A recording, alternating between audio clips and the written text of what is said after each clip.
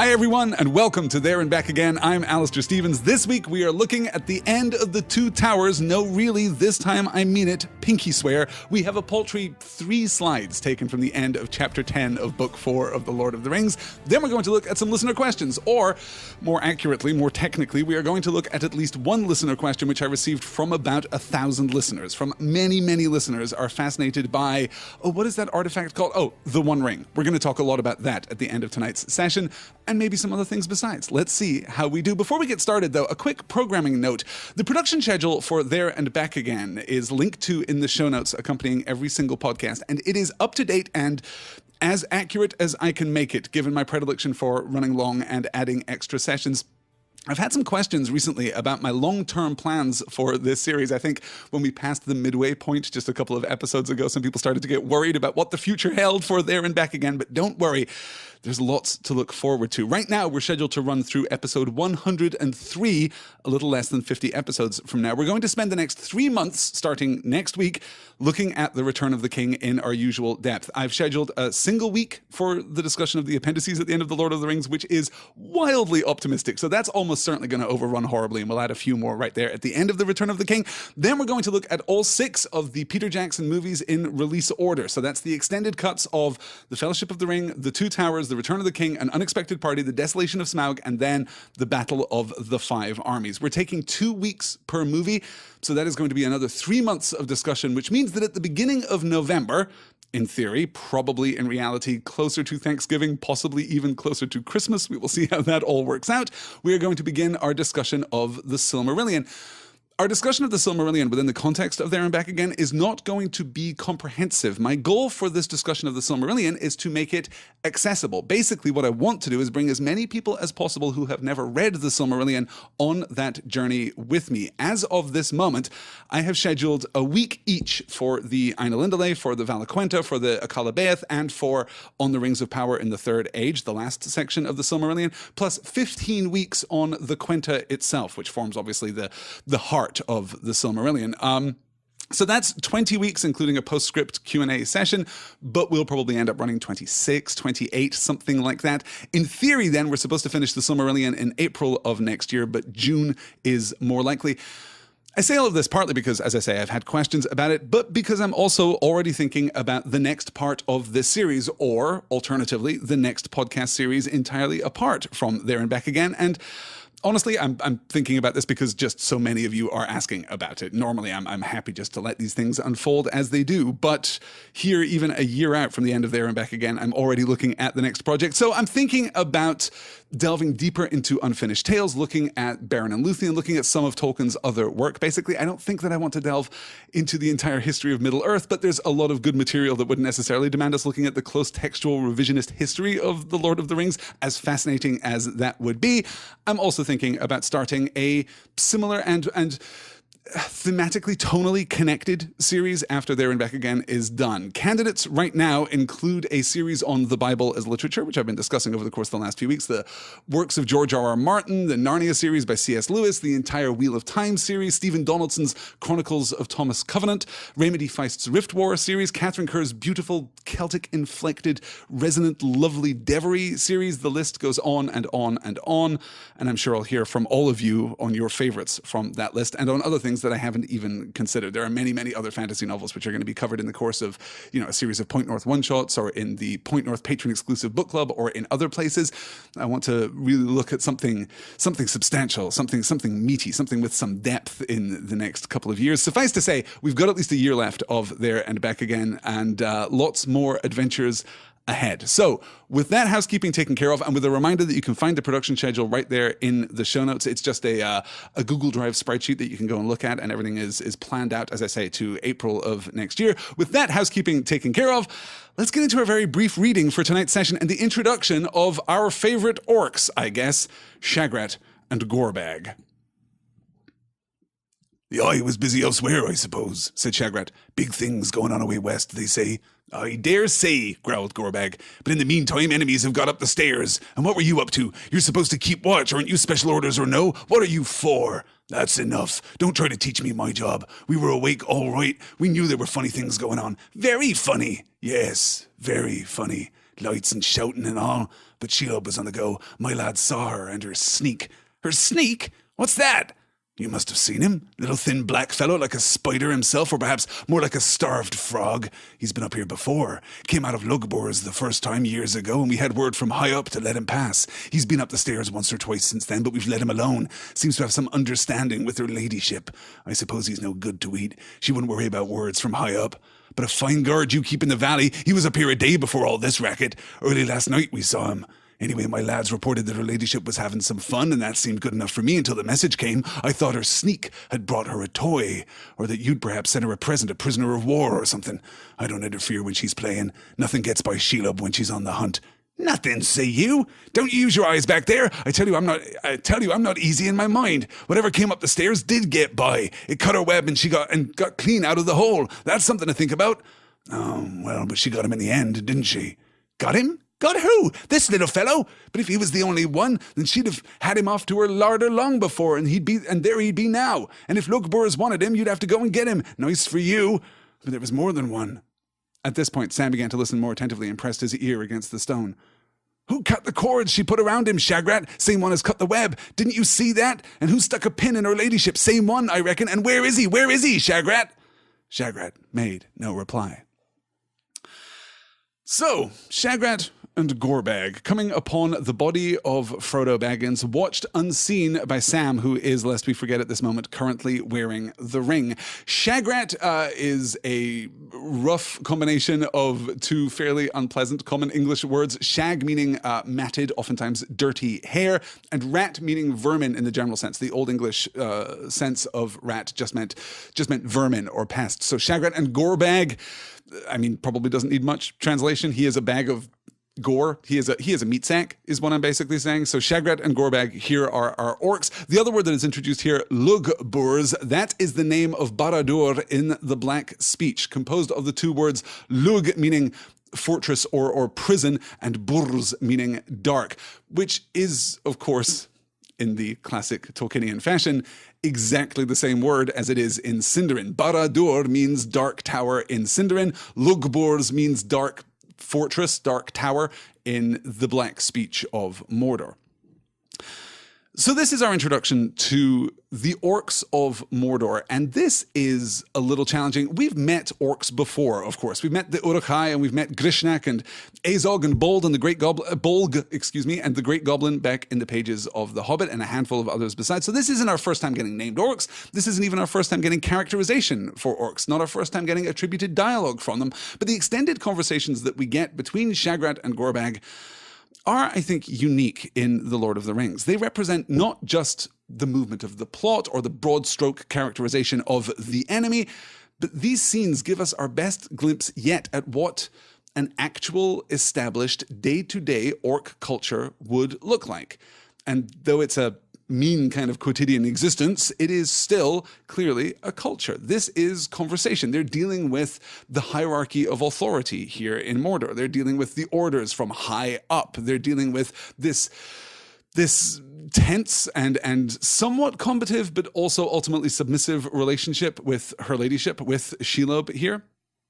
And that greater sense of orc community gives us some problems because orcs are simply and irredeemably evil, right? We know this from the narrative of the story itself. Characters who are capital G good have no compunction whatsoever about killing orcs. Indeed, quite the contrary. The moral good in the world of Middle-earth, in the world of Tolkien's Legendarium, seems to involve the killing of as many orcs as possible. Think of Gimli and Legolas cheerfully keeping score about the number of sentient, sapient creatures that they have murdered in the course of their war. Think of Treebeard coming around on Gimli when he discovers that his axe, he's told by Legolas that his axe is not, in fact, for hewing wood or for hewing trees, but rather for the hewing of orc necks. The quote that we get there, "Strange it may seem," said Legolas, "but while Gimli lives, I shall not come to Fangorn alone. His axe is not for trees, but for orc necks. O Fangorn, master of Fangorn's wood, 42 he hewed in the battle." "Oh, come now," said Treebeard, "that is a better story." we're supposed to look pretty positively on the killing of orcs. Even after escaping from Khazad-dûm and finding themselves in Dimril Dale, Aragorn, when he is treating Sam's head wound, says to him, "Good luck, Sam," he said. "Many have received worse than this in payment for the slaying of their first orc. The cut is not poisoned as the wounds of orc blades too often are." Great job, Sam. Great job, gardener from the Hobbit. You killed your first orc. This is such a great day for you. I feel like we should all smoke a cigar or something. Like we should have a moment of celebration. We should mark this moment. You just killed your first orc and you've taken your first step into a wider world. Killing orcs is good. Killing orcs, you guys, is awesome. It is the greatest moral good in which a man or parenthetically dwarf, elf, hobbit of stout heart and good nature can engage in. This is what we do. We murder them by the bushelful, and we murder them absolutely without regret. Now, as I've mentioned before, this gives us a potentially problematic narrative element. And I say only potentially problematic because Tolkien did not pin down the origin story of orcs. Through his entire career, he goes back and forth on where orcs come from, on what they are, on how long they live, on whether or not they are possessed of souls, though ultimately, he comes down pretty hard on that last point. He's pretty resolute in the assertion that, in fact, they don't have souls. In Morgoth's Ring, Volume 10 of the History of Middle-earth, Tolkien himself asserts that orcs are beasts humanized into parodies of elves and men by Melkor and are soulless. They are twisted creations. They're not really humanoid at all. Like, they're not thinking creatures. Their speech is, he says in his accounting there in Morgoth's Ring, Volume 10 of the History of Middle-earth, he says that they speak parrot style. They repeat things that are encoded into them by Melkor at the moment of their creation. Some say that Melkor created the orcs from rocks and from earth and from slime, much as Aule did with the dwarves. The Silmarillion itself, very casually, like very quietly, right there, suggests that the orcs are actually corrupted versions of the very first elves. Elves that Melkor discovered as they awoke in the distant prehistory of the world before they were discovered by the other Valar. So our history of the elves, which we've discussed before on There and Back Again, is somewhat incomplete. In fact, step 1 of elves is elves wake up. Step 2 of elves is, and then some elves were taken by Melkor and turned into orcs. Some accounts, particularly letters written by J.R.R. Tolkien later in his life, suggest that in fact the orcs were corrupted men. This was something that he ultimately seemed to have wanted to do toward the end of his career, toward the end of his life. He wanted to turn them from being corrupted elves into being corrupted men, which obviously works a little more resonantly and does give us a potential kind of resolution, a philosophical resolution for the killing of orcs and the wanton war against orcish culture. And there's even an allegation, an assertion, a suggestion that some orcs, or all orcs, are in fact fallen Maiar, that individual Maya have taken the form of orcs in Melkor's service, which may explain why some orcs seem to be immortal, while most orcs presumably are not. We'll talk about the lifespan of orcs a little later, I guess. I have a question from the wonderful Variag of Kand here in the question box already about the lifespan of orcs, and we'll talk about that if we have time right at the end of this session. And of course, there's also the implication through the depredations of Sauron at Isengard that some orcs, if not all orcs, are the product of crossbreeding between one or more of these extant solutions, one or more of these proposed possible solutions, and men, and elves, and beasts of the field. We have no idea quite how that would work, but that's a possibility too. So we have no problem harming orcs. We have no problem hurting orcs. We have no problem whatsoever causing orcs pain. And there seems to be no moral or philosophical objection to killing them outright, which means that if we are to believe that the capital G good people of Middle-earth are in fact capital G good, that we have to find some kind of philosophical resolution to this. We have to find some kind of philosophical loophole that allows us to say, no, actually, killing orcs out of hand is not an evil act.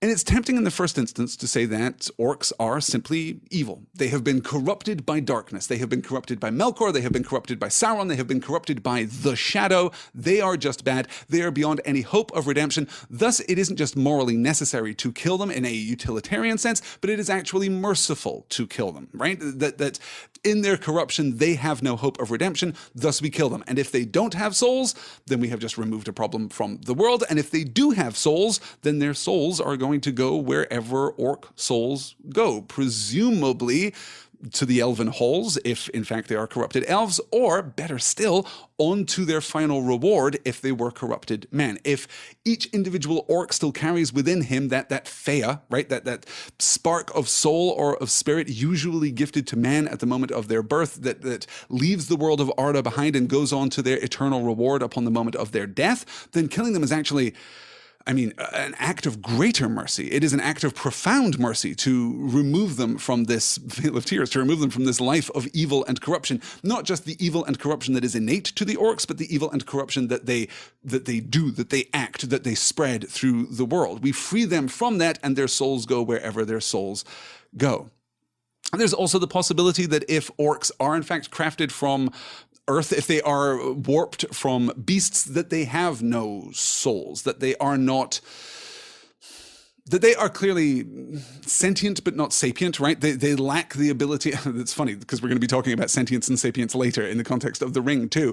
But it is possible that they are sentient but not sapient, that they are not actually individuals, that they are not actually people, that they are not actually characters or personalities, that they are simply functional automata, right? That they are more like golems in the D&D tradition, I suppose, that they are crafted beings. And when we destroy them, it is an act of violence, but not an act of murder. It is not an act of kind of unspeakable or unforgivable violence. I have a problem with the idea of orcs being simply irredeemably evil because of the argument that Gandalf presents to Frodo back in Chapter 2 of the Fellowship of the Ring, which we'll also talk about later in the context of the Ring, funnily enough. We've discussed this a few times in recent weeks, so I'm not going to delve too deeply into this, but it is, of course, Gandalf's assertion that while there is a small hope for Gollum's rehabilitation, for Gollum's redemption, he should not be killed. Like, many who live deserve death and many who die deserve life, right? Can you give it to them? He asks Frodo somewhat rhetorically. That's not what we do. We do not deprive individuals of life when there is the hope of redemption. But Gandalf also offers, as you'll recall, I'm sure, that more mystical, less moral and more rational kind of resolution to the problem of Gollum, which is that he suspects that Gollum has a role to play. Gollum is significant. Gollum is important in some way, and so we preserve him. If Gollum were not important, if Gandalf did not have this sense that Gollum was significant to the unfolding of history, if he did not hear echoes of the music when he thinks of Gollum, if he did not have some sense that Gollum was going to play an important part in imminent unfolding events, would the argument that there is still a hope of redemption hold water? Would that stay Gandalf's hand? Or then would the utilitarian argument come into play? Would he be, in fact, obliged to kill Gollum because it is the more moral thing to do? And if there is no hope of redemption at all for any individual orc, are we really comfortable asserting that orcs are more evil than Gollum? The problem here is that Tolkien never really resolved this to his own satisfaction. He didn't resolve it to the satisfaction of book readers either, of course, but as he went back and revised his entire legendarium, because this is a problem that occurs in his earliest stories. This is a problem that occurs in the pages of or what would eventually become the Silmarillion. This is already in his head when we're thinking about The Hobbit, when we're thinking about The Lord of the Rings. In fact, just to tangent away from this for just a second, I would argue that the depiction of goblins in The Hobbit and the treatment of goblins in The Hobbit is, if anything, more philosophically nuanced than the treatment of orcs in The Lord of the Rings. Orcs and goblins, as I've said many times before, absolutely the same race, right? They're just called goblins in The Hobbit because that is the hobbity, shirish term for them, and they are called orcs in The Lord of the Rings because, well, actually, that's taken from the Sindarin, right? The Ich gives us the name of orcs. That's where that name comes from. Also, very interestingly, Tolkien, much later in his life, started spelling orcs universally with a K because he didn't want any confusion about that terminal sound, right?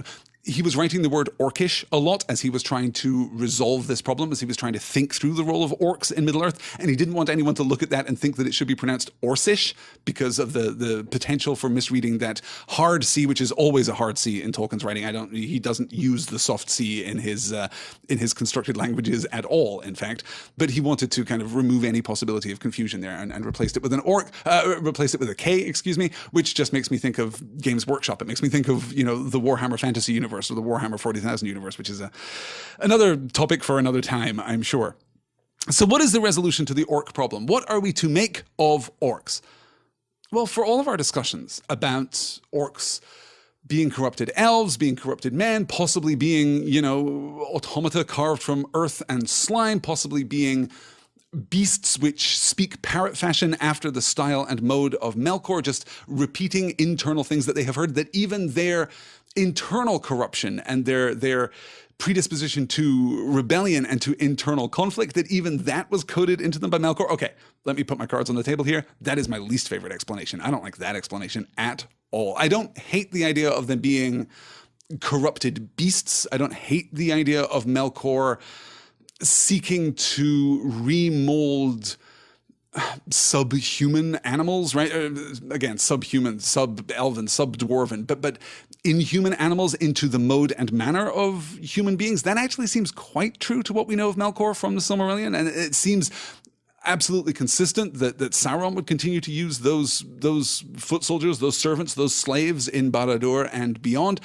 That element works for me, but I don't love the mode of speech that they are then given. I don't love the idea that that Shagrat and Gorbag in this slide are simply repeating things that were encoded into them by Melkor countless ages past. I don't love that explanation. For me, the best possible resolution is the modern superhero blockbuster solution to this problem, right? We have moved past the point where we are comfortable with our superheroic figures, our Marvel heroes, our DC heroes, killing lots of people in the course of their story. This was, of course, a huge point of controversy about Man of Steel, the fairly recent Superman movie over at DC. We're not comfortable with our heroes killing a large number of people, even bad people. We just don't like that. So instead, we replace them with inhuman-looking aliens or machines of some sort or another, right? We like the idea that our heroes can kill their way through the ranks of the enemy, but not actually suffer any moral consequences, because the things that they are killing, they're not actually killing, they are just destroying, they are disassembling. So I quite like the idea of Melkor creating the orcs from the earth in exactly the way that Aule ultimately created the dwarves, but without the breath of life of Iluvatar. That leads us to the inevitable conclusion, of course, that orcs lack Fea. Orcs do not have souls. They just have a rough and crude simulacrum of awareness and of personality and of identity and of civilization. That is my preferred solution to this problem. But the most consistent solution to this problem in Tolkien's Legendarium is that they are in the first place corrupted elves and then in the second place corrupted men. And if that is true, I feel much less positive about the relentless slaying of orcs, I have to say. I don't feel great about it as a philosophical postulate. Are we supposed to believe that it is capital G good to kill orcs by the bushelful? That it is fun even to keep score of how many orcs we kill? I'm not a fan of that. Not a huge fan of that. But even then, we can find this loophole that what we are doing, in fact, is liberating their souls. What we are doing is sending their souls to their ultimate reward, to the halls of Mandos, or alternatively to the actual eternal reward that human beings get. Souls are tricky things in the pages of The Lord of the Rings, of course. So here we get the idea that Frodo and Sam have snuck in. Shagrat and Gorbag have managed to deduce, or Gorbag at least has managed to deduce what has happened here. Got him? Got who? This little fellow? But if he was the only one, then she'd have had him off to her larder long before. And there he'd be now. And if Lugburs wanted him, you'd have to go and get him. Nice for you, but there was more than one. Who cut the cords she put around him? Shagrat? Same one as cut the web. Didn't you see that? And who stuck a pin into her ladyship? Same one, I reckon. And where is he? Where is he, Shagrat? Shagrat made no reply. the internal division among orcs here, an absolutely consistent element of their characterization in The Lord of the Rings. We'll remember, Grishnak and the Uruk-hai racing across Rohan with Merry and Pippin back in the first half of the Two Towers, which seems like a million years ago, but nonetheless took place fairly recently in the unfolding events of the story. We're familiar with this dynamic among orcs, and we're not done with orcs yet. We're not actually done with Shagrat and Gorbag here at the end of the Two Towers. We're going to pick them up in The Return of the King too. In fact, this is, in some ways, the least elegant dismount from a part of the book that we see in the entirety of The Lord of the Rings. I think I like the transition from Book 4 into Book 5 the least of all the transitions that we get in The Lord of the Rings, because it is narratively incomplete. It is an actual bona fide cliffhanger ending, right? Well, we'll get to that in just a moment. In fact, we'll talk about that when we get to it. Let's move on to our next slide. You fool, snarled Shagrat. You've been talking very clever, but there's a lot you don't know, though most other folk do. You'll be for the pot or for Shelob if you don't take care. Carrion? Is that all you know of her ladyship? When she binds with cords, she's after meat. She doesn't eat dead meat nor suck cold blood. This fellow isn't dead. Sam reeled, clutching at the stone. He felt as though the whole dark world was turning upside down. So great was the shock that he almost swooned. But even as he fought to keep a hold on his senses, deep inside him he's aware of the comment, "You fool, he isn't dead and your heart knew it. Don't trust your head, Samwise, it's not the best part of you. The trouble with you is that you never really had any hope. Now what is to be done?" For the moment, nothing but to prop himself among the unmoving stone and listen to the vile orc voices. Frodo isn't dead. Frodo has been poisoned by Shelob. Her final act, remember that she had knocked him unconscious and was binding him, and then when Sam attacked, tagged Frodo with her stinger and then took off. But Frodo is not dead. He has been injected with this paralytic. He has been frozen in a state near death, but not actually dead. And Shagrat knows this. And it is Shagrat's exposition to Gorbag that gives this moment of epiphany to Sam. Sam reeled, clutching at the stone. He felt as if the whole dark world was turning upside down. The whole world around him is inverted by this knowledge, because everything that he has just based the last, well, how long? 20 minutes, a half hour, maybe an hour. We don't know how long he sits with his cloak over his head. When darkness takes his heart, we don't know how long he sits there near Frodo, but it's probably been a little while. But everything that Sam knows to be true about the world now, all the decisions that we discussed in the last session of There and Back Again, all of those were predicated on one simple truth. Well, Frodo's dead, and now I have to go on. Go on. This is Sam's role in the world, only it turns out that Frodo isn't dead. It turns out that there is still hope. And that leads us to one of the most enchanting and evocative lines that we get in this entire part of the book. "You fool, he isn't dead and your heart knew it. Don't trust your head, Samwise. It's not the best part of you. The trouble with you is that you never really had any hope." Don't trust your head, Samwise. It's not the best part of you. First off, this I think is completely unfair. This I think is unfair. And we talked a little last time about who wrote these passages in the Red Book of Westmarch. Like, which of the hobbits sat down and composed this scene? This, I am certain, was written by Sam. This, I am absolutely sure, was crafted by Sam in the many years after the events of The Lord of the Rings. He looked back on this moment and cursed himself for his blindness. And yet, not only must we forgive Sam for leaping to the inevitable conclusion at which he arrived, but it is necessary. Hoist your drinks, everyone, because this is eucatastrophe. Everything that unfolds from this point happens in part or in whole because Sam believed that Frodo was dead. He bore the weight of that suffering. He bore the weight of that despair. In this darkest moment, things turned aright. Things turned out better than anyone could have expected or predicted. And that happens because Sam believes that Frodo is dead. Because, well, not because he suffers, I suppose, in part because he suffers, though. I mean, the internal conflict and division that we discussed last time, this clash between the two sides of Sam, or as we theorized last time, a clash between Sam and some other voice contained within him, that conflict arises from Sam's simple belief that his master has died, and crucially, that his master has failed in his task and that Sam has failed in his. And thus, in order to salvage anything, Sam has to take up his master's task. Sam has to do the more important thing. This moment, when Sam recognizes that, in fact, destroying the ring is more important than taking care of Master Frodo, that changes everything for Sam. And there is a clean delineation between Sam in book 4 and Sam in book 5. And that will be reflected actually in a really interesting passage that we get to when we return to Sam in The Return of the King. I can't wait to get to that. The trouble with you is that you never really had any hope. This, of course, calls back to the discussion between Frodo and Sam in which we discussed hope, in which we talked about the possibility of success. And Frodo, as you'll recall, had 2 distinct categories of hope. There was the hope that they would succeed in their task, very, very small, and the hope that they would return from their task alive and well and get to go home. 0. No hope that that was going to be the case. And Sam has confirmed that, in fact, he never really had any hope either. He never had any hope for his mission. He never had any hope that they would destroy the ring, that they would save the day, that the world would be restored. His purpose was to do the thing that was put in front of him. His purpose was to simply care for his master. That was all that he had to do. But here he curses the lack of hope. And hope here, I think, is used in its broadest sense. Don't trust your head, Samwise. It's not the best part of you. The trouble with you is that you never really had any hope. Don't trust your senses, Sam. Don't trust the entirely logical conclusion at which you arrived. Don't trust the fact that you laid your head on your master's breast and listened for a heartbeat and there was none. Don't trust the fact that his skin took on this greenish pallor when you believed that he was dead. Don't trust all of the evidence of your senses and everything that you know to be true about the world. You definitely shouldn't trust that. What you should trust instead is hope.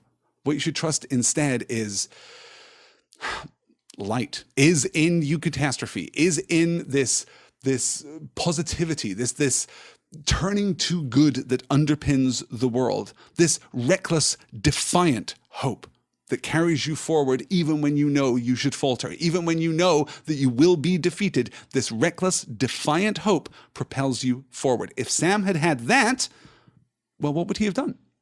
Would he have taken up Frodo's body? Would he have carried it onward? Would he have stayed with Frodo's body, trying to nurse him back to some kind of health? Would he have believed defiantly that the appearance of death, that the semblance of death was nothing more than a mask? Would he have believed that he could have somehow performed his ultimate duty and served his master in this moment over all moments? Possibly. But then, of course, all would have turned to wreck and ruin. We'll see how that plays out at the beginning of The Return of the King. Let's take a quick look here. Yes, Lauren saying, don't trust your head, Sam. Trust ABCD. Where's your medical training? Very fair, very fair. Oh, and Jackie's leaving us to bathe her absolutely adorable new baby. Jackie, congratulations. I don't know if I've said this on the podcast before, but congratulations on having a genuinely lovely baby. Jackie's just wonderful, and her baby is too. Let's push on to the very end of the chapter here. This is the end of the Two Towers, you guys. We made it, as promised. He's going out of harm's way, I tell you, answered Shagrat. See, he's precious. I don't trust all my lads and none of yours, nor you neither when you're mad for fun. He's going where I want him, and where you won't come if you don't keep civil. Up to the top, I say, he'll be safe there. Willie, said Sam, you're forgetting the great big elvish warrior that's loose. And with that, he raced around the corner, only to find that by some trick of the tunnel or the hearing which the ring gave him, he had misjudged the distance. The 2 orc figures were still some way ahead. He could see them now, black and squat against a red glare. The passage ran straight at last, up an incline, and at the end, wide open, were great double doors, leading probably to deep chambers far below the high horn of the tower. Already the orcs with their burden had passed inside. Gorbag and Shagrat were drawing near the gate. Sam heard a burst of hoarse singing, blaring of horns and banging of gongs, a hideous clamour. Gorbag and Shagrat were already on the threshold. Sam yelled and brandished Sting, but his little voice was drowned in the tumult. No one heeded him. The great doors slammed to. Boom. The bars of iron fell into place inside. Clang. The gate was shut. Sam hurled himself against the bolted brazen plates and fell senseless to the ground. He was out in the darkness. Frodo was alive, but taken by the enemy. And that is the end of the Two Towers.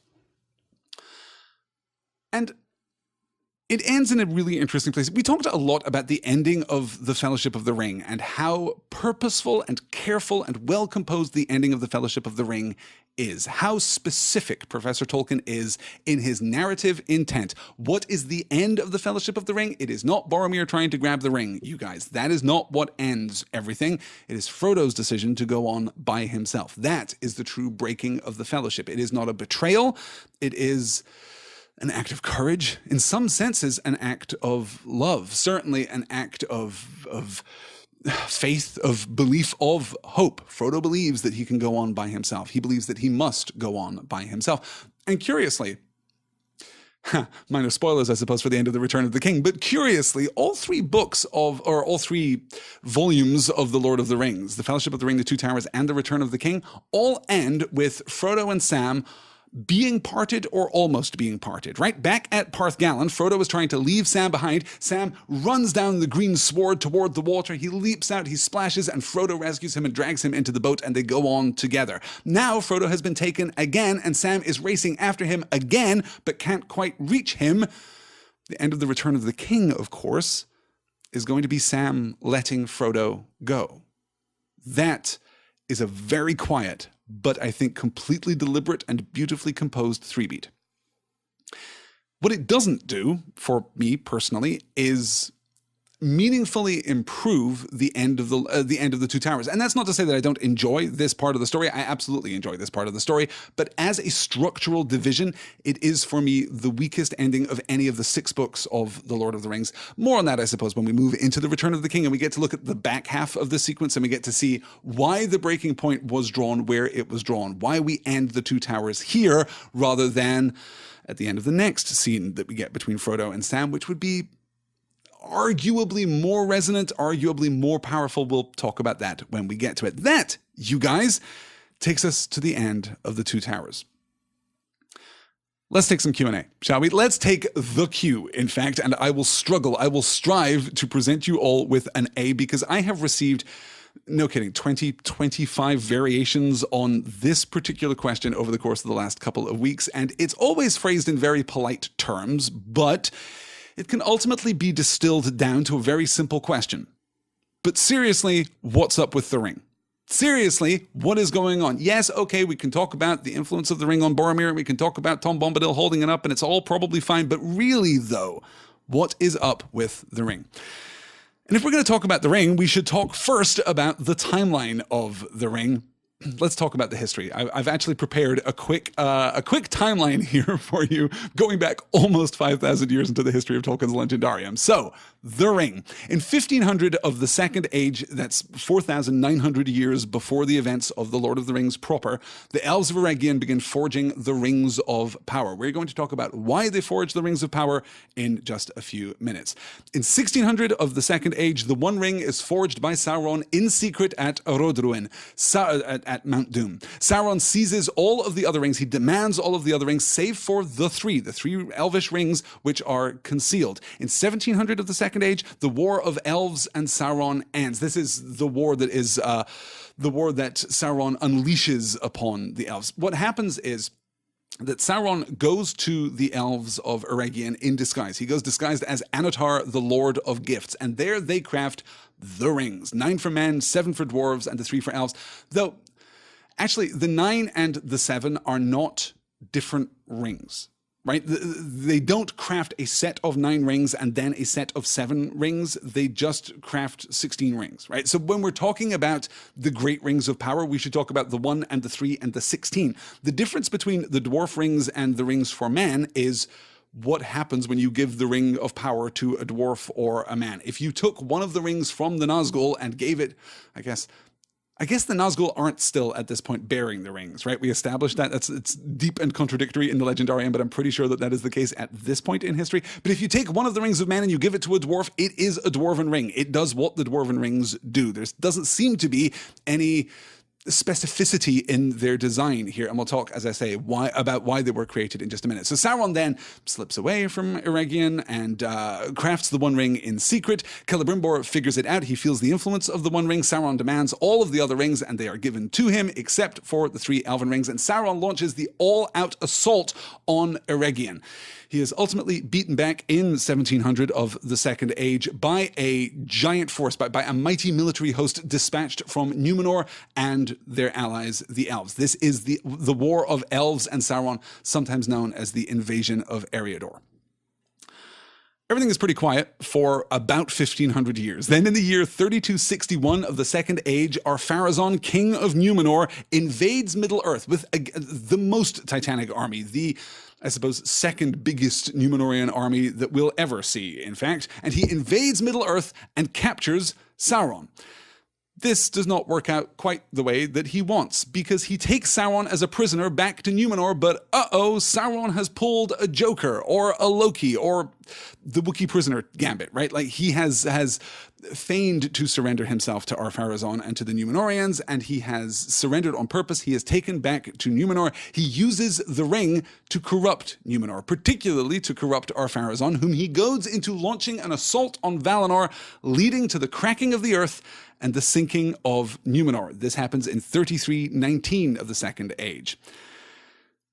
Then everything is quiet for a little bit. Sauron's body, by the way, when the world is cracked and made round, when the Undying Lands are plucked from the surface of Arda and taken off into Fairy, effectively, when Numenor sinks beneath the waves, Sauron's body is actually destroyed, but his spirit, bearing the ring, flees back to Mordor. How does his spirit carry the ring? He's Sauron. He's pretty powerful, but that is textually what happens. So he flies back to Mordor with the ring, disembodied, and then he just hangs out for about 100 years, pretty much 100 years, until the War of the Last Alliance, where ultimately he is killed again, quote unquote, killed again by Isildur, who takes the ring. You'll see here in 3441 of the Second Age, Isildur cuts the One Ring from Sauron's hand using the shards of his father's sword, Narsil.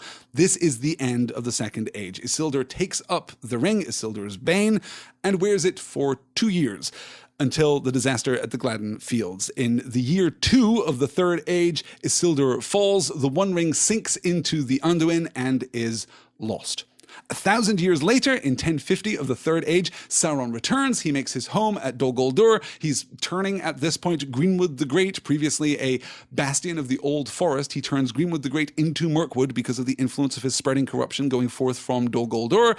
In 2063, almost 1,000 years later, he flees from Dol Guldur rather than be discovered by Gandalf, who is curious about Dol Guldur at this point. He goes into hiding, his whereabouts completely unknown. Then he returns to Dol Guldur again in 2460 of the Third Age. Why am I mentioning all of this stuff about Sauron when he doesn't even have the ring, when the ring for this entire period is lying in the silt at the bottom of the Anduin? Because there's a curious synchronicity in these dates. In 2460, Sauron returns to Dol Guldur. In 2463, after 2,500 years, the One Ring is found by Smeagol.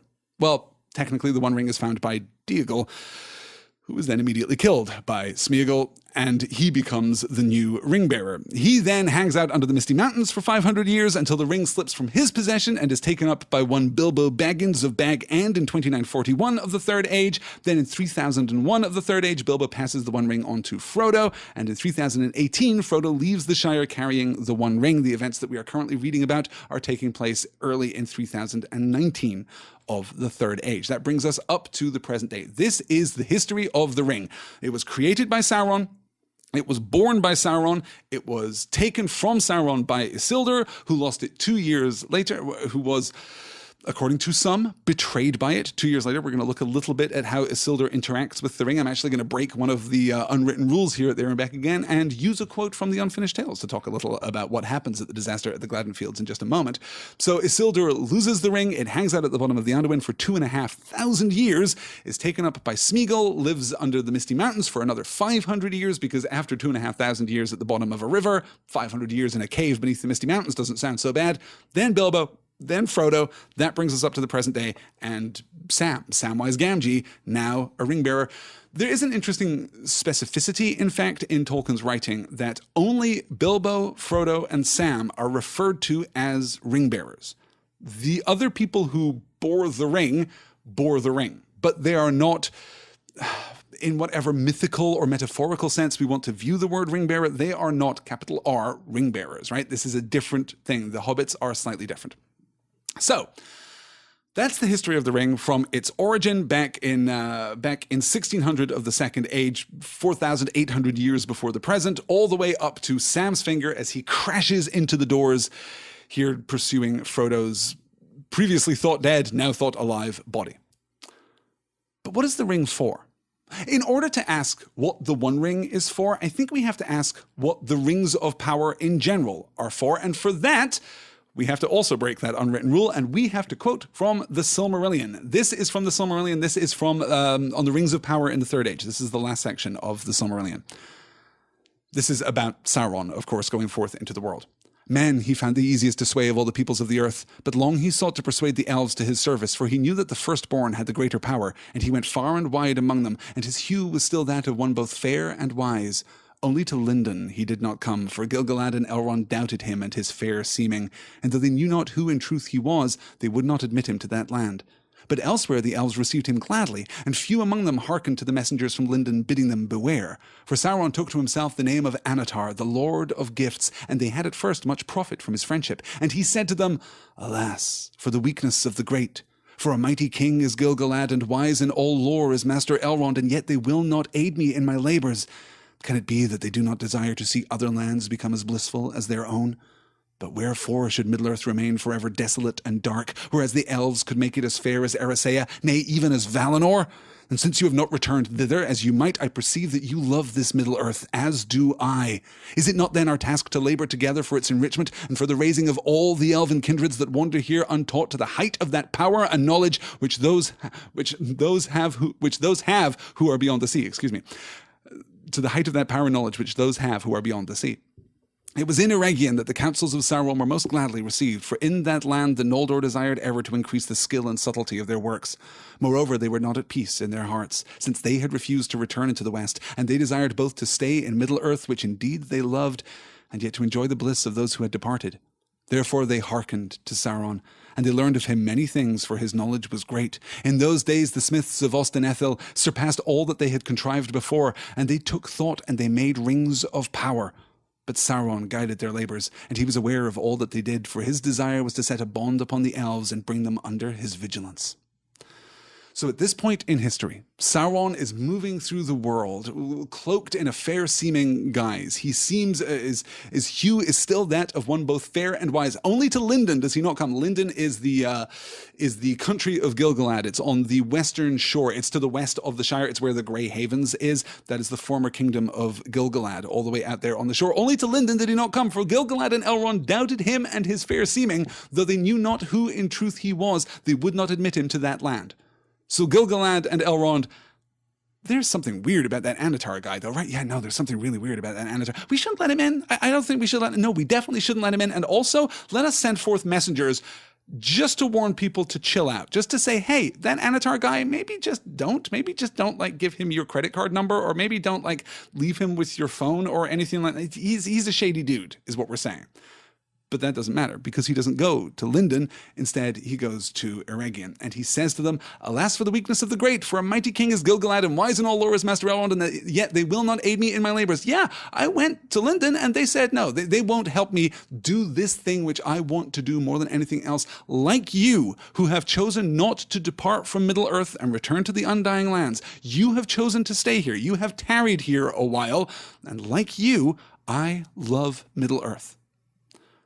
But I'd love it more if it were better. I would love it more if it was like Tol Eressëa, if it were more like Valinor. Why should we not use our power, our art, our craft to make the world a better place? Surely we should do that, right?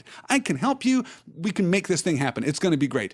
In Eregion, the counsels of Sauron were most gladly received, for in that land the Noldor desired ever to increase the skill and subtlety of their works. Okay, so the Noldor of Eregion, the elves of Eregion, love their craft. They want to create things of beauty, and they want to get better at creating things of beauty and of power. Moreover, they were not at peace in their hearts, since they had refused to return into the West, and they desired both to stay in Middle-earth, which indeed they loved, and yet to enjoy the bliss of those that had departed.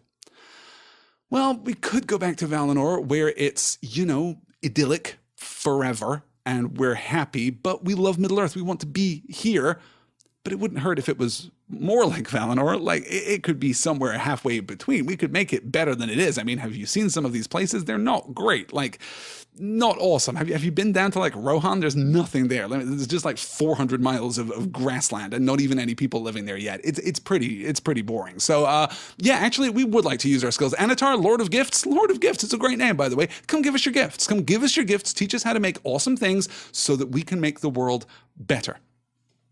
In those days, the smiths of Ost-in-Ethel surpassed all that they had contrived before, and they took thought and they made rings of power.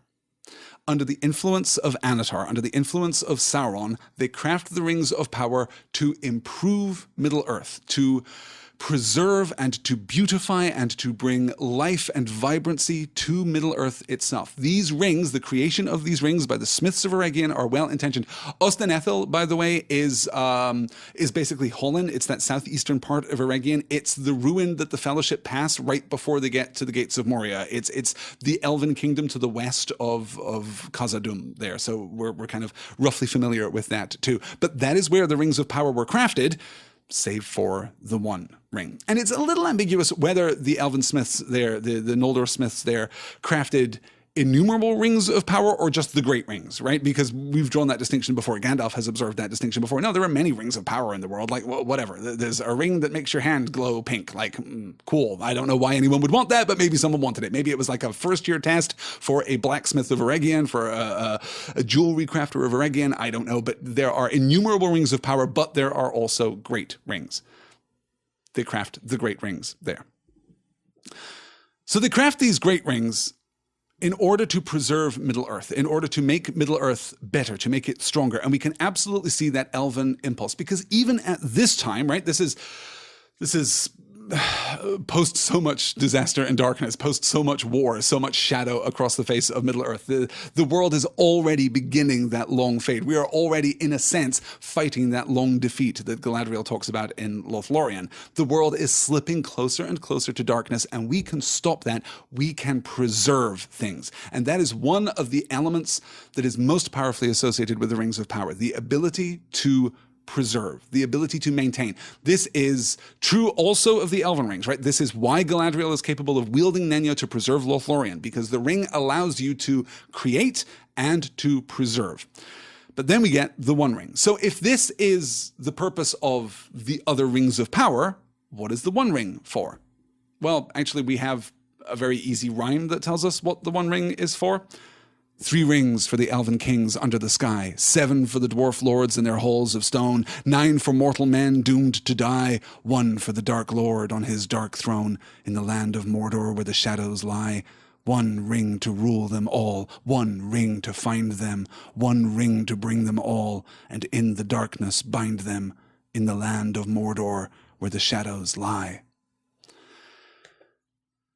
This is the inscription crafted by an unknown elven lore master, right? This is the rhyme composed by an unknown elven lore master that contains embedded within it the inscription on the One Ring, which was spoken aloud by Sauron at the moment of its crafting. That's why we get that brilliant shift in meter as we move through this poem. 3 rings for the elven kings under the sky, 7 for the dwarf lords in their halls of stone. We're getting this like almost elven, actually. It almost feels like the elven poetry that we get in the rest of the Lord of the Rings, like that elven meter. It has that sense to it, but then we get that hard turn because we go strictly into this regular, this punchy, this creepy, this drum beat meter as we move into the most famous 2 lines. 1 ring to rule them all, 1 ring to find them, 1 ring to bring them all, and in the darkness bind them in the land of Mordor where the shadows lie. See how we come into that new meter and then out of that new meter? This is a hybrid poem in its original conception. It's so often overlooked and yet so powerful. And it is because it is so often overlooked, in fact, that we're looking at it right now. Hey, what is the One Ring for? What does the One Ring do? It gives us mastery. It gives us dominion. It makes us invisible, which is pretty cool, let me tell you. It is tempting to think, particularly those of us who have read the Lord of the Rings more carefully and actually given some thought to the purpose of the One Ring. Why is the One Ring the key to defeating Sauron forever? Because he has invested so much of his power in the creation of the One Ring. It carries this large proportion of Sauron's entire power base, right? It is emblematic of much, not just emblematic, but actually is the embodiment of much of his power. But it's crucial for those of us here in 2018 not to think of the Ring of Power as a Horcrux. The Ring of Power has not been invested with Sauron's soul. It is not a fragment of Sauron that is contained within it. There is nothing like that. There is nothing like the fragmentation of soul in all of the Lord of the Rings. This is not a part of Tolkien's Legendarium at all. There's nothing that asserts that actually the ring is like a little mini-me Sauron. No. There's no hint of that anywhere. The power that has been invested is just manifest power. It is just raw power. It is raw potential. It is raw will, if you like. But it is not a fraction of Sauron himself. Like, his identity is not diminished. His power is diminished in the creation of the ring. So what is the ring for? He's not just creating this phylactery. He's not just creating this safe fragment of his soul so that if something happens to his physical body, like, I don't know, there's some kind of last alliance of men and elves and they come at him with a big sword. It's not that. He's doing something much more specific. 3 rings for the elven kings under the sky, 7 for the dwarf lords in their halls of stone, 9 for mortal men doomed to die, 1 for the Dark Lord on his dark throne in the land of Mordor where the shadows lie, 1 ring to rule them all, 1 ring to find them, 1 ring to bring them all, and in the darkness bind them. What is the 1 ring for? The 1 ring exists expressly to rule, to find, to bring, and to bind. That is the purpose behind the creation of the 1 ring. And when we're talking about the ruling and the finding and the bringing and the binding, I don't think that we are necessarily talking about the lesser rings. I don't think that we're talking about the 3 or the 7 or the 9 or the 3 and the 16, however that works out, right? I don't think that that's what we're talking about. We're not talking about the rings themselves. We're talking about the bearers of the rings. This ring is created to bring the other ring bearers to Mordor, to the Dark Lord on his dark throne, there to rule them, there to find them, there to bring them, and there to bind them. This is a gambit. This is a consolidation move by Sauron here. He invests his power into the 1 ring, knowing that the other bearers of the rings will then be brought to him and brought under his power, which, by the way, they absolutely are. Sauron's plan here works. He never gets the 3 rings. The 3 rings remain untouched by his corruption. But the 7 that go out to the dwarf lords, well, okay, the dwarves are actually resistant to the influence of the ring, possibly because of their origin story, possibly because they were created of the earth and the stone by Aule, because they're not entirely alive. They're not quite children of Iluvatar in the way that the other races are children of Iluvatar. But the men fall under the spell of the rings all but immediately. 9 great kings doomed to die end up working for the Dark Tower. They end up working for Sauron directly. The ring actually accomplishes its purpose. So why is the ring so important now? Well, because it is still that significant fraction of Sauron's power, I think. Because the ruling of the Nazgul, there is no sense in The Lord of the Rings that the Nazgul are not under Sauron's direct dominion, right? They have already fallen, they have already been corrupted. He doesn't need the 1 ring in order to, as a remote control, to keep tabs on the Nazgul or to tell them where to go or what to do or when to fight. He doesn't need that. They are on board with Team Sauron. They've got the little jerseys, they've got the little hats, they're ready to go. But he needs it to bind them, to bring them closer together, to manifest his power more fully so that he can achieve the great goals that he has set out for himself. I should say too, at this point, this is interesting. We're talking about this reference here. Yes, JY says, though the concept of a Horcrux may have been inspired by the 1 ring. Yeah, I mean, okay. Osmotically, like pop culturally, yes, possibly. J.K. Rowling has said previously that she has not read The Lord of the Rings, that she was not inspired by The Lord of the Rings in the creation of the Harry Potter series, that Dumbledore is in no way a Gandalf figure, and that I think is entirely possible, right? It is entirely possible from the perspective of someone who was writing in the early 1990s to be so thoroughly influenced by The Lord of the Rings that in some sense you don't have to have read it. You don't have to have sat down and cracked open and, even started with "In a hole in the ground there lived a hobbit," right? You don't have to have that experience of Professor Tolkien's work in order to have absorbed osmotically Professor Tolkien's work. And I tend to believe J.K. Rowling when she says that is in fact the case, but that doesn't mean that it wasn't an influence on her work. Okay. Let's see here. Gosh, I'm running so late. I cannot believe it's already 10 o'clock. We may not have other questions. All right. I wanted to kind of pause here in our discussion to observe something very important and something that we absolutely have to bear in mind because it is a good guiding principle when you're analyzing works of this sort, works of this depth, works of this complexity, and works which are, even in their fullness, incomplete. Professor Tolkien never finished his Legendarium. He didn't finish the entire history of Arda. He strove to, but partly because of the constraints of his academic work, and partly because he was just a perfectionist. Rather than continuing the story of Arda, rather than going off and writing new stories, he would habitually, throughout his entire career, go back to the beginning and start rewriting everything again. No, rather than telling the story of what happens to Aragorn in the years to come, or what happened for that 400-year period, 500-year period when Sauron was just missing, was just MIA after fleeing Dol Guldur from the threat of Gandalf. What happened in that period? We don't know, because actually what I'm going to go back is I'm going to go back and rewrite Beren and Luthien again. I want to go back and perfect Beren and Luthien. I'm going to write it in some new and even more abstract and arcane meter, right? That was his passion. That was his love. And that is why we have such beautiful revision, not just to The Lord of the Rings and The Hobbit, of course, but to all of Professor Tolkien's work. That's why we have a 12-volume series entitled The History of Middle-earth, you guys. That's why that series exists, because Christopher Tolkien has done some fantastic academic work on his father's magnificent and abundant legacy. Not abundant in the number of finished stories, but absolutely abundant in terms of sheer volume and output and careful thought. So, Professor Tolkien writes to Rona Bear in, I didn't actually write down the year. Oh, this is terrible. I'm sorry. If you have the letters of J.R.R. Tolkien on your desk there, you can look this up. This is letter 211. He writes to Rona Bear, "You cannot press the One Ring too hard, for it is, of course, a mythical feature, even though the world of the tales is conceived in more or less historical terms. The One Ring is mythic. It's magic. We don't understand how the One Ring works in much the same way as we don't understand how sorcery works. How does Gandalf cast a spell? Like, think of the very few examples we see in the entire book of Gandalf actually casting a spell. How does magic work? We don't know. How does power work? How does Sauron's power, actually work? How does the shadow falling across Middle-earth actually work? Why is the presence of elves sufficient to lift the spirits and preserve goodness in the world? Tolkien carefully, painstakingly refused to define his magic, to define the mythic and mystical underpinnings of his world in scientific terms. He refused to pin this stuff down.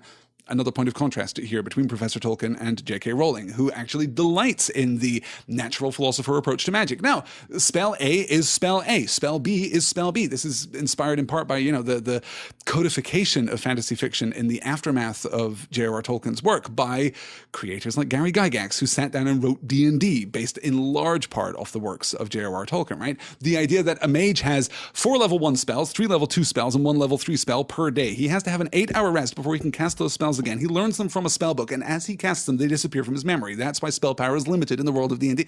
No, there's none of that in the work of Tolkien. This is a mythical element. It is a mythical feature, and so we can't really determine exactly what the ring is. It is going to resist our attempts to interrogate it, I suppose. That said, let's interrogate it. Let's figure out what the ring actually is and how it does what it does. What do we know for sure? Let's collect our data points here. What do we know for absolute sure? What do we know for cast iron fact in the pages of The Lord of the Rings? Surprisingly, we know, I think, 2 things. We know that the ring makes the bearer invisible, and we know that the ring can change its size and weight from time to time. That is it. That is all that we actually know. I guess we know from Sam here toward the end of the story that it shifts your sense when you are wearing it, that it makes the world more opaque, but makes your other senses more keen, I suppose. We can now tag that as a data point too, because we get that in first-person perspective from Sam. So, okay, let's add that in as a data point as well. Where does that get us? Well, that's not all, of course. Gandalf suggests, or suspects, more. This is a quote from the oft-mentioned Chapter 2 of The Lord of the Rings, The Shadow of the Past. Quote, "A ring of power looks after itself, Frodo. It may slip off treacherously, but its keeper never abandons it. At most he plays with the idea of handing it on to someone else's care, and that only at an early stage when it first begins to grip. But as far as I know, Bilbo alone in history has ever gone beyond playing and really done it. He needed all my help, too. And even so, he would never have just forsaken it or cast it aside. It was not Gollum, Frodo, but the ring itself that decided things. The ring left him." Gandalf seems awfully sure about the power of the ring, bearing in mind that he has a sample size of 1.5. At this point, he has a sample size of Bilbo and Gollum, but he can never be really sure what Gollum is telling the truth about, what Gollum is lying about, what Gollum is concealing for his own purposes. He can't be completely certain, not even if you put the fear of fire into him. But he's certainly sure about this. It was not Gollum, Frodo, but the ring itself that decided things. The ring left him. And this is one of those elements in The Lord of the Rings which I think readers are keyed to anticipate, keyed to read as significant, and which readers tend to run with. The ring did it. The ring is conscious. The ring is alive. The ring has a master plan. The ring is the greatest mastermind in all of Middle-earth. And that may be true. But when we think about what we've actually seen from the ring, I'm not sure that it completely holds up to scrutiny. When we're talking about the ring as a personality, when we're talking about the ring as a being unto itself, as a thing that is possessed of awareness and agency, then again, it's helpful for us to differentiate here between sapience and sentience, right? Can it sense the world around it? Is it sentient? Yes. Yes. I think we can be pretty sure that that is the case. It is sentient in some way to some degree. That seems to be the case. Or it is arguably leeching off of the sentience of its bearer. That might also be true. Is the ring sapient? Can the ring argue? Does the ring have a sense of its own purpose? Is the ring able to formulate plans? Is the ring able to take action? Well, we, in our eagerness to credit the ring with that power, interpret many passages in the book in exactly that way, right? We look at the temptation of Boromir, for example. We look at these moments of interaction. We look at the hold that it has over Gollum. We look at Frodo falling under the corruptive influence of the ring, and we credit a lot of that to the ring. But it is possible that we credit too much of that to the ring. We know about Gollum, and we know about Bilbo, and we know about Frodo, and we know that the ring has no power over Tom Bombadil. We know that Gandalf and Elrond and Galadriel all refused the ring. We know that Boromir wanted it, that Faramir would not pick it up if he found it by the highway. Not even Gandalf, who is arguably the most powerful figure that we see interact with the ring on an ongoing basis, is able to avoid the temptation of the ring. We get the line from here. I should have put this on the slide, but didn't. We get this line from Gandalf. With that power, I should have power too great and terrible, and over me the ring would gain a power still greater and more deadly. Do not tempt me, for I do not wish to become like the Dark Lord himself. Yet the way of the ring to my heart is by pity, pity for weakness and the desire of strength to do good. Do not tempt me, I dare not take it, not even to keep it safe unused. The wish to wield it would be too great for my strength. I shall have such need of it, great perils lie before me. Galadriel, as we know, resists it for very similar reasons. All shall love me and despair. Yeah, I've thought a long time about taking the ring, and if I had it, I would do terrible things with the best of intentions. I would do terrible things in the name of goodness and light and beauty, and all would love me and despair. This seems to be a consistent response from members of the White Council in particular to the ring. But how do they know? None of them has borne it. The data points for the actual bearing of the ring are Gollum, who lived under the Misty Mountains for 500 years eating fish and occasionally goblins, and would, for all intents and purposes, have remained there until the end of time, and Bilbo, who lived happily in the Shire and was actually kind of beloved by his community, who started to fall into it, who didn't age, certainly, but who exhibited almost no evil traits at all. What are our actual data points for our speculation about the ring? We don't know. Presumably Sauron wasn't that transformed by it, right? So there's one person who bore the ring who's in a slightly different category. There's one person who bore the ring who had a slightly different relationship with it, and that, of course, is Isildur. And this slide comes from the Unfinished Tales. This comes from the chapter of the Unfinished Tales called The Disaster of the Gladden Fields. This is after 2 years after the Battle of the Last Alliance, 2 years after Isildur has taken the ring, 2 years after his father Elendil has been killed. He is now traveling near the Anduin, near the Gladden Fields, when he is fallen upon by a host of orcs, here in the company of his son. There was a pause, though the most keen-eyed among the Dunedain said that the orcs were moving inwards, stealthily, step by step. Elendil went to his father, who was standing dark and alone, as if lost in thought. "Etarinya," he said, "what of the power that would cow these foul creatures and command them to obey you? Is it then of no avail?" "Alas, it is not, Senya. I cannot use it. I dread the pain of touching it, and I have not yet found the strength to bend it to my will. It needs one greater than I now know myself to be. My pride has fallen. It should go to the keepers of the three."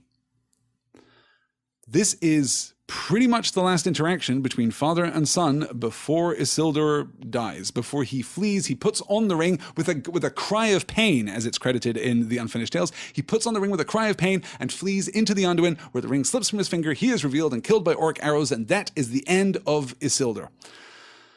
To call out here, Atarinya is my father. That's the direct translation. And we don't actually have a translation of Senya. This is not actually attested anywhere else in Tolkien's Legendarium. We don't know what this word means, except that it probably means, in context, son or my son. That's probably, logically, that's what it means, but we actually have no idea what Senya means or what Tolkien intended there.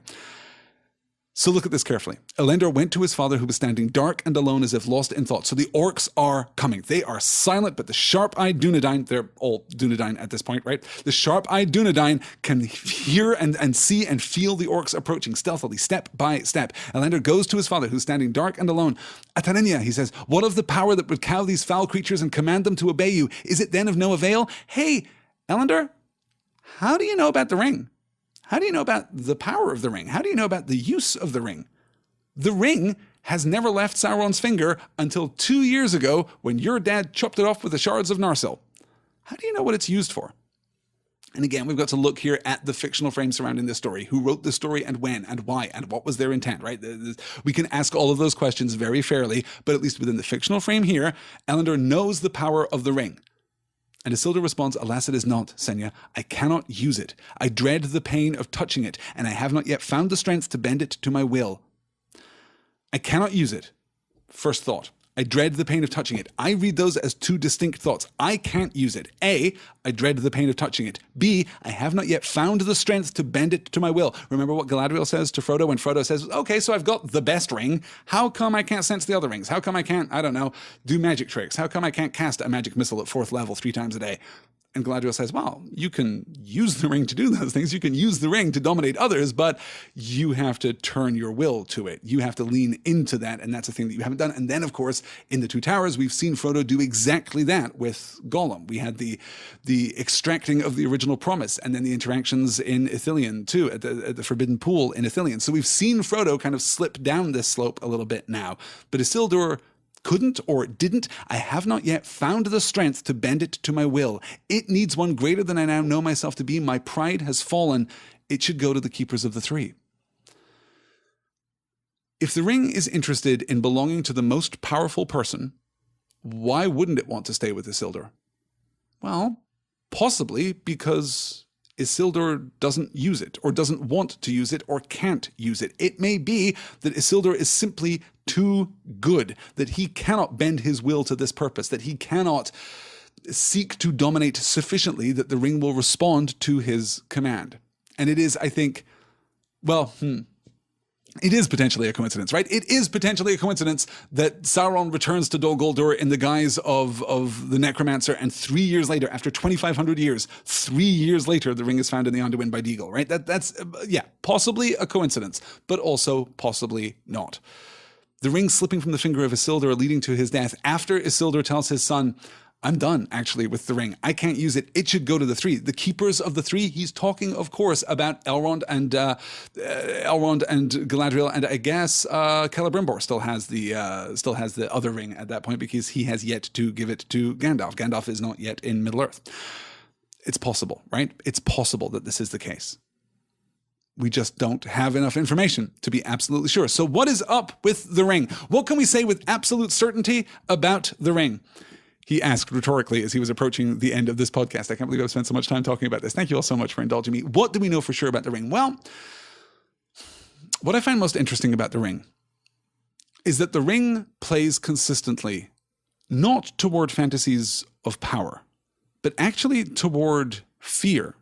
The ring offers glory, it would seem, to those who seek it. Boromir certainly thinks of taking the ring as an heroic act, as something that will bring him glory, but most importantly will bring him salvation, will bring him comfort, will bring him security. It will end the war. He will be safe there, a great lord of Minas Tirith.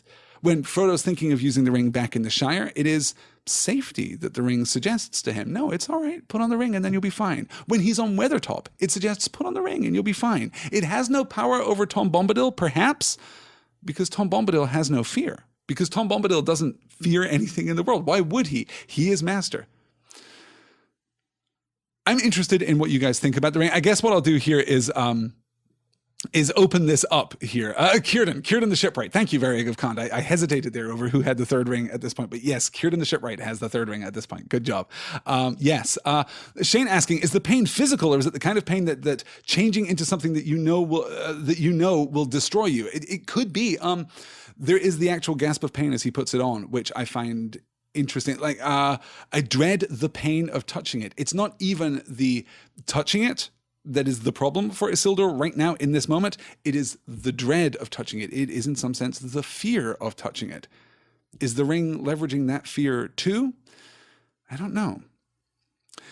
All of this is to say that my suspicion on deeper thought, I'm happy to build this house of cards of speculation regarding the ring. I am happy to look at the influence of the ring on Boromir, both, from the Council of Elrond all the way to Parth Galen, right? I think we've seen these interactions again and again, and I love how we have built this narrative of what the ring is doing to Boromir. But we might suggest too that this isn't coming from the ring, that this is just coming from Boromir, that all of this rationalization, all of this reasonable chain of explanations and excuses, that these things are coming from inside the either ring bearer or the person who wants the ring. When Frodo's in the Shire and he's thinking, well, Bilbo used the ring all the time and I'm not terribly far and Gandalf would never know and it'd all be fine. Like when he's using the ring facing the Barrow-wights and he's picturing himself running across the open green space, grieving for his lost friends, but safe and alive under the sun, back out on the green grass. Right? Is that coming from the ring? Or is this just representative of that fundamental instinct within all of us to seek safety and to seek comfort? Is the ring forcing the rationalization, or is the rationalization just a natural product of imperfect souls in the presence of a great power?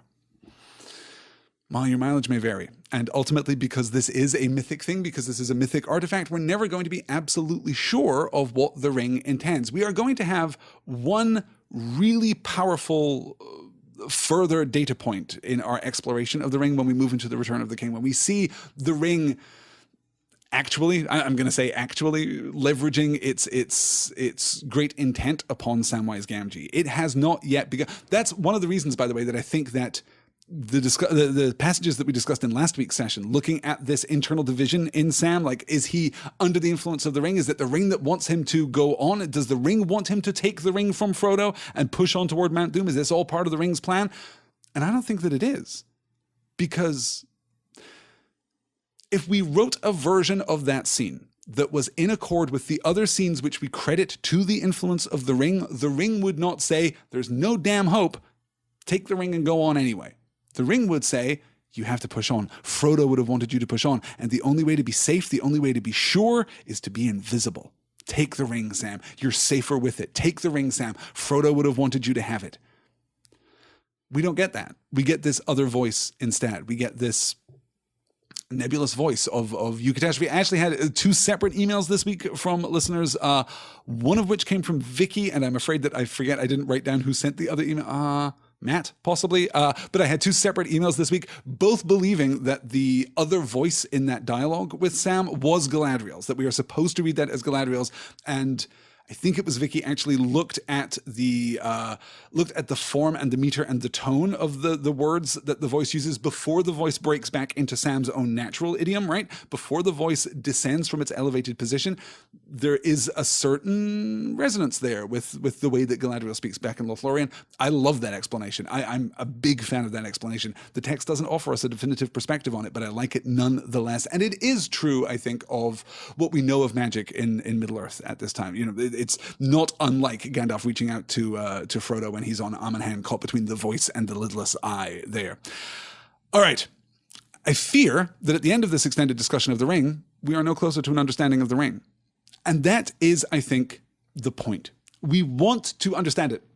More than wanting to understand it, we have been taught by modern fantasy, by those writers who came along in the wake of Professor Tolkien, that we ought to be able to understand it, that a sufficiently skilled and acute reader will be able to sift through all the details that we get in the course of the story and build an accurate and comprehensive picture of the ring. just as you can do with the invisibility cloak in Rowling's Harry Potter series, just as you can do with any magical artifact in any magical series that you want to mention, right? Magical artifacts are there to be understood because spell A is spell A and spell B is spell B, and that is how magic works. But that is never how magic works in the world of Middle-earth. That's true of the spells. Most recently, I've been thinking a lot about the staves that Faramir gives to Frodo and Sam when they depart from the Garden of Ithilien, right? And we talked about the blessing that had been laid upon them, this enchantment that had been wrought possibly by Faramir, right? It's absolutely ambiguous in the text because, in a sense, these staves have been crafted twice. Are they crafted by Faramir when he has them, cut down to hobbit size and reshod, or are they crafted originally for the men of Gondor to carry with them in Ithilien? Either of those things may be true. We don't know who laid the blessing upon it, but the fact that a blessing has been laid upon it, that is a kind of magic. We've had the evocations of Elbereth, right? We've had the prayers to Varda, basically, very recently in our reading here, that work like magic. We've got the Phial of Starlight. We've got the Phial of the Light of Eärendil here. That is magic, but we never understand exactly how it works. Tolkien refuses to pin down, to codify, and thereby reduce the wonder of his magical system. So all of this is to urge you all, as we're reading through The Return of the King, as you're reading The Lord of the Rings again in the future, as you're reading The Hobbit again in the future, not to get too hung up on the mechanism of the ring. It is mythical, it is magical, and it is indefinable in that way.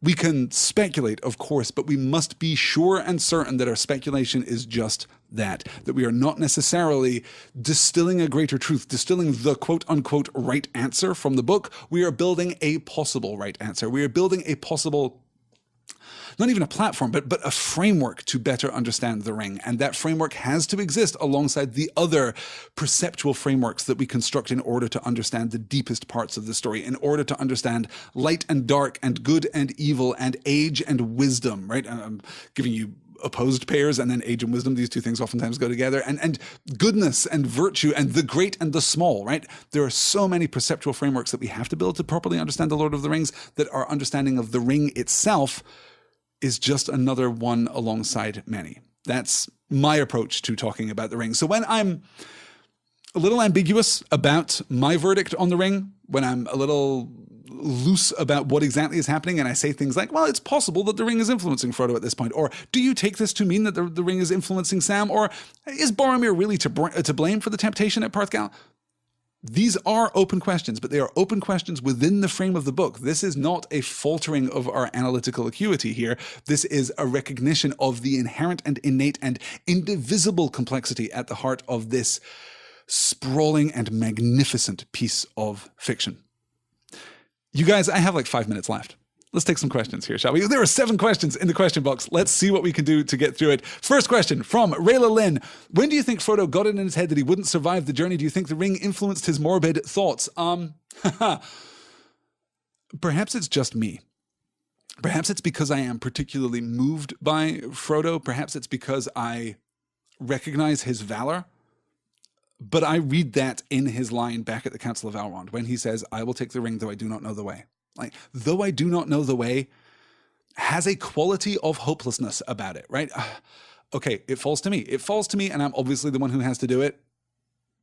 Good luck. Good luck, I guess. I don't know where I'm going. I don't know how I'm going to do it. I don't think I'm going to be successful. I don't know. Certainly by the time we reach Parthgalen, as we see when he leaves the rest of the Fellowship behind, he's already decided by that point. So somewhere between the two, does he believe when he is in Lothlorien? Does he believe? Is it when Gandalf falls? Is that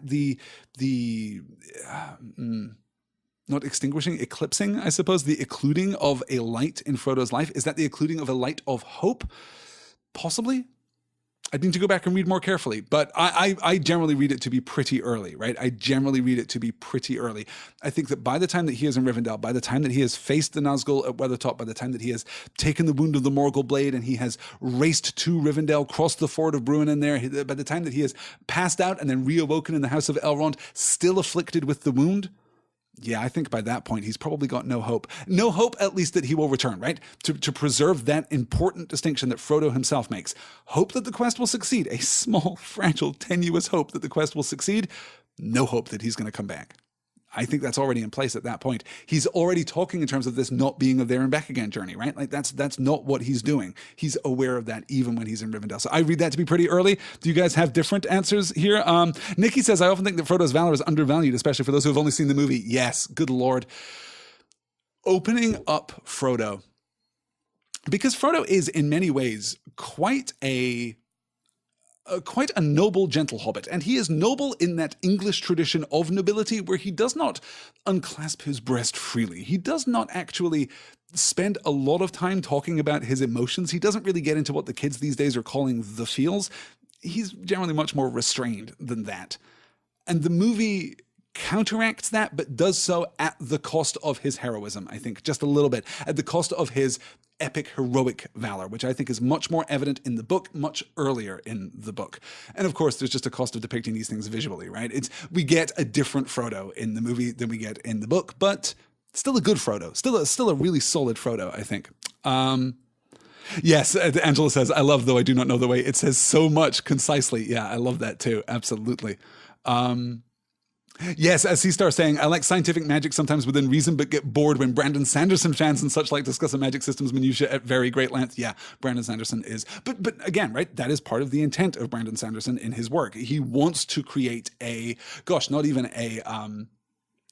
even a Renaissance or Enlightenment era natural philosopher approach to codifying magic, which is what J.K. Rowling does in the Harry Potter series. He wants to create an entirely modern form of magic, like a modern scientific, reducible, deductible kind of form of magic, of complete taxonomy of magic.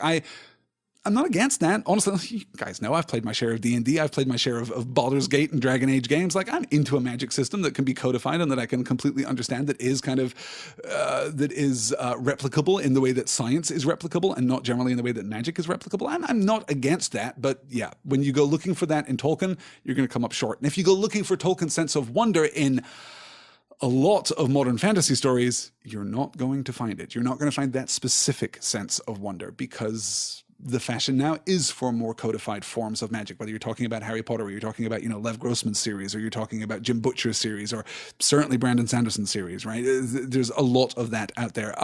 If you're interested in this sense of wonder, I mentioned right at the top of today's show when I was talking about future possible podcast themes and topics, I mentioned Catherine Kerr's Devery series. If you're interested in It's nothing like Tolkien, right? It is much more mystical and more Celtically inflected and more vividly representational, I suppose. But I like the magic system in Catherine Kerr's books very much. I like the way that she uses Dwemer in the Devery series. I would recommend that. The first 3 books, 4 books. I don't actually remember the breaking point between the first story and the second story there. It's either I think the first 3 books. The first 3 books are very good anyway. I would recommend those.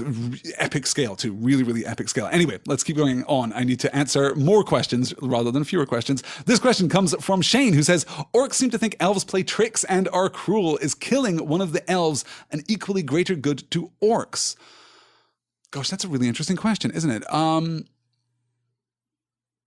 I think it's impossible to know. I don't think that we get the sense that orcs are pursuing any kind of moral mandate here. I don't think that orcs believe that they are doing good. Orcs believe that they are evil, that they are bestial and ferocious and wild. And maybe if you were looking at the Uruk-hai, like they have a sense of honor about it, like they have a sense of their superior and elite position, but still they're going on a rampage. They take pleasure in the despoiling. They take pleasure in the corruption. They take pleasure in the darkness and the bloodletting itself.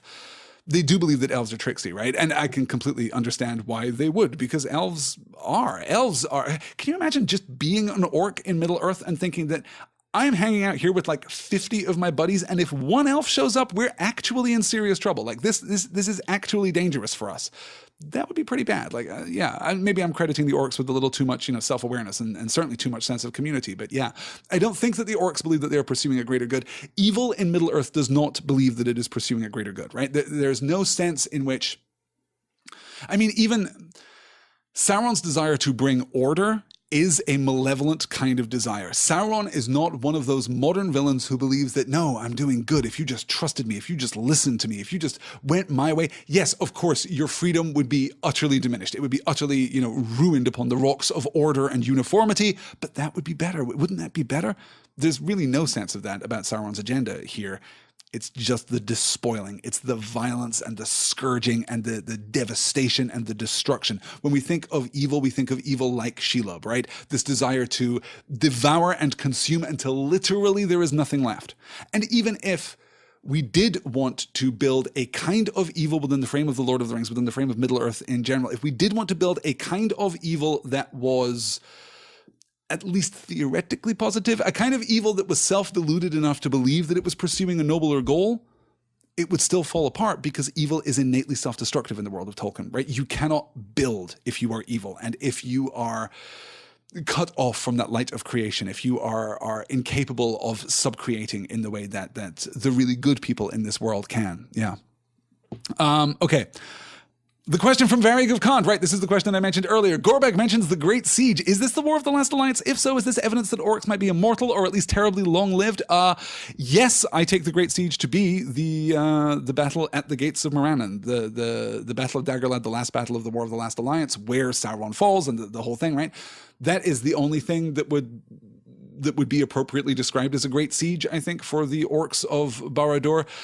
I do not take this to be proof that Shagrat is immortal or terribly long-lived, right? That was 3,000 years ago. I don't think that Shagrat is 3,000 years old. And certainly in Tolkien's later letters, as he is, after the publication of The Lord of the Rings, after he is continually revising this material, trying to figure out how orcs work and where they fit in, he actually says that they are less long-lived than men and dwarves. We know that Bolg, the son of Azog, lived to be at least 150, but that was considered somewhat exceptional. The average lifespan of orcs, maybe 60, maybe 80, somewhere in that, which is, pretty decent by human standards today. But of course, the men of Numenor were much longer lived. The high man and even the middle man of this period of Middle-earth's history were much more long-lived than that. Remember, as Aragorn is running around here at the end of the Two Towers, he's 90 years old, right? That's somewhat exceptional because he is, the descendant of Elendil. He is the descendant of Isildur. He's actually carrying the blood of Numenor in his veins, but other men too are relatively long-lived. Orcs are apparently less so, but there is this interesting idea that certain fallen Maiar have inhabited the bodies of orcs, right? That spirits have gone out into the world and taken up either the bodies of orcs or the form of orcs, and they, of course, are actually immortal. So there may be some immortal orcs, like great leaders and great chieftains and great warriors of the orcish people. They may actually be immortal. I tend to believe that general orcs actually live a shorter period of time, but that doesn't remove any point of interest from Shagrat's mention here of the Great Siege, because that speaks to cultural memory.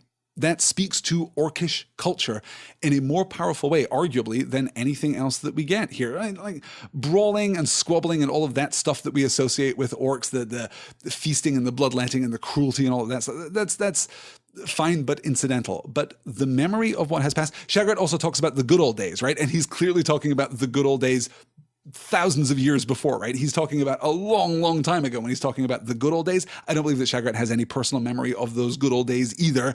It is ambiguous in the text, though. You could certainly argue that he is, in fact, immortal. And if you believe that the orcs are corrupted elves, which, by this point, good Lord, I think by this point that was what the professor was going. No, I guess not. I guess those revisions had already been put in place. So probably not by this point. Anyway, if you believe that the orcs are corrupted elves, then presumably they are every bit as immortal as the elves are. That doesn't account for how we have millions of them. It doesn't account for how many orcs there are in Middle-earth. But yeah, it's an interesting point of speculation at least. Let's see. Oh, I didn't delete that question from Shane there. Angela's okay. Here it is. What are the two towers? Asks Angela. Are they physical locations or concepts? If physical, which towers is the title referring to? Okay, this is probably going to be our last question tonight. This is a great way to end our session here. What are the two towers? Well, what are the possibilities of the two towers? First off, we get in a sense, two opposed pairs. The most striking opposed pair is Minas Tirith and formerly Minas Ithil, now Minas Morgul, the two towers that flank the city of Osgiliath, right? That tower, that tower citadel fortress that is still held by the men of Gondor, and the one that has fallen to the Nazgul, the one that is populated now with dark magic. Those are two towers, and they are representative of light and dark. The white tower of Minas Tirith and the black tower of Minas Morgul. I'm perfectly happy for those to be the two towers that we're describing here, right? But there is another pair of towers which are also interesting, Orthanc and Barad-dûr.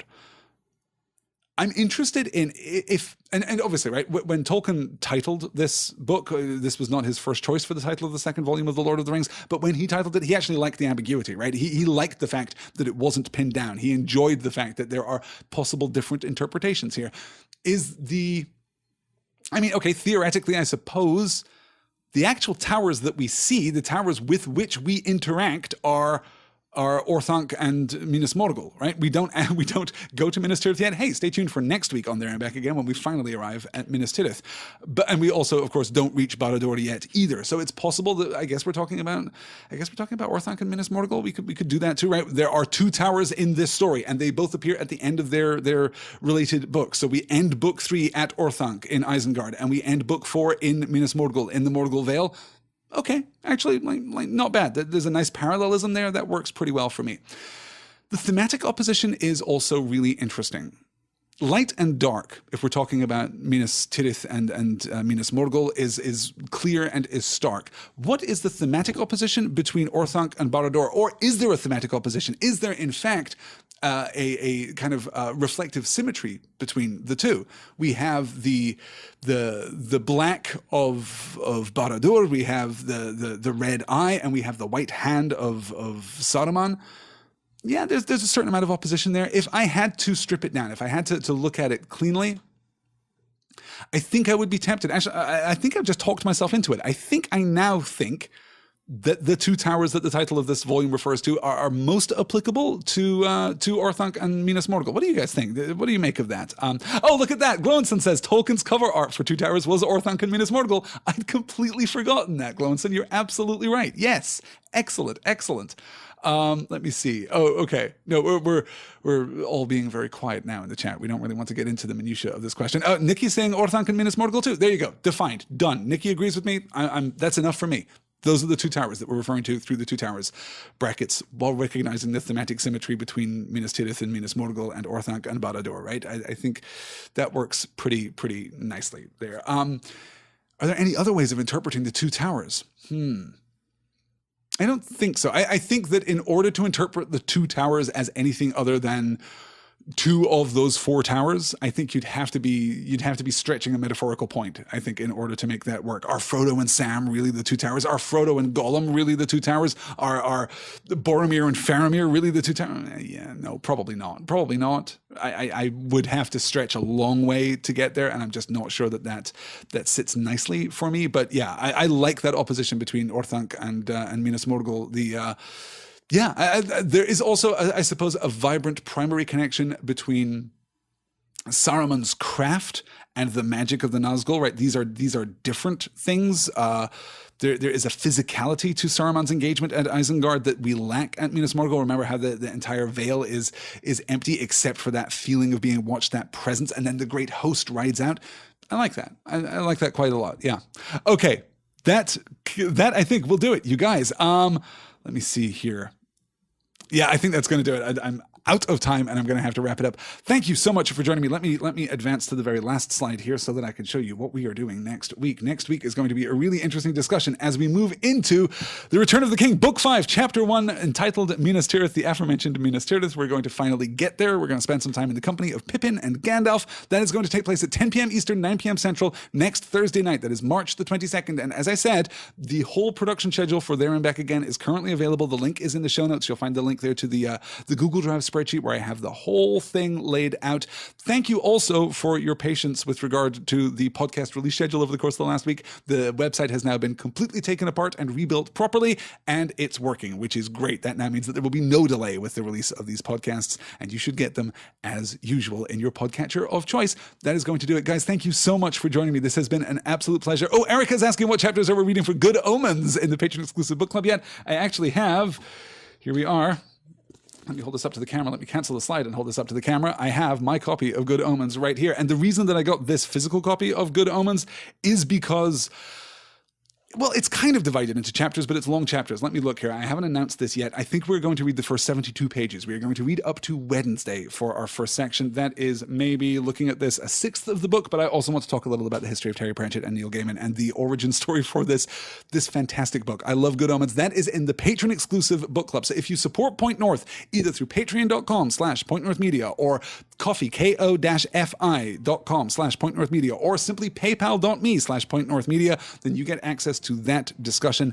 It's going to be an absolute blast. We're going to spend, I think, the next 6 weeks talking about Good Omens, and I'm very, very excited. And of course, if you do pledge your support as a new patron to Point North Media, then you get access to all of the old book clubs too. We've discussed, gosh, Angela, what have we discussed? We've discussed so many things. We discussed A Wrinkle in Time. We just finished up A Wrinkle in Time. We discussed Murder on the Orient Express. We discussed other things, many things in the past, so many books I can't even remember. Totoro, that was one of the Point North one shots. You can also find new Point North one shots over at pointnorthmedia.com. I just recorded last night, as I'm recording this, the second of, I know, the hypocritically named second one shot episode on The Princess Bride. I spent a brilliant hour last night talking about The Princess Bride and breaking down how that story works and what that story is about. You can find that right now over on pointnorthmedia.com. Guys, thank you so much for listening. I really have to go. I will talk to you all again soon. Oh, Hitchhiker's Guide to the Galaxy. Yes, thank you, Erica. I appreciate it.